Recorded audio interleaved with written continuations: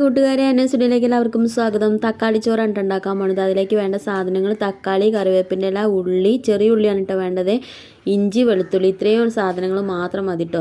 എന്നിട്ട് ഇതാ ഒക്കെ നന്നാക്കി റെഡിയാക്കി വെച്ചിട്ടുണ്ട്. ഇഞ്ചിയും വെളുത്തുള്ളിയും ചെറിയ ഉള്ളിയൊക്കെ ഒന്ന് ചതച്ചെടുത്തിട്ടുണ്ട്.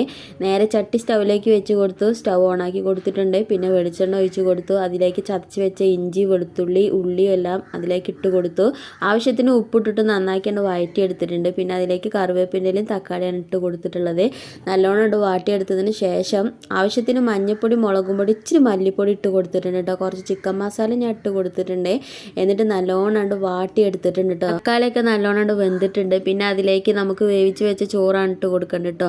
നമുക്ക് എത്ര ചോറ് വേണം അതാണ് ഇട്ട് കൊടുക്കേണ്ടത്. നമ്മളെ പാകത്തിനനുസരിച്ച് ഇതാ വേവിച്ച് വെച്ച ചോറ് ഇട്ട് കൊടുത്തു. ഒന്നങ്ങോട്ട് മിക്സാക്കി കൊടുത്തു. തക്കാളി ചോറ് റെഡി ആയിട്ടോ. നല്ല ടേസ്റ്റ് ആണ്. വേറെ കറികളൊന്നും വേണ്ട. എല്ലാവരും ഒന്ന് ട്രൈ ചെയ്യണേ. വീഡിയോ ഇഷ്ടപ്പെട്ട ലൈക്ക് ചെയ്യണേ, സബ്സ്ക്രൈബ് ചെയ്യണേ, സപ്പോർട്ട് ചെയ്യണേ.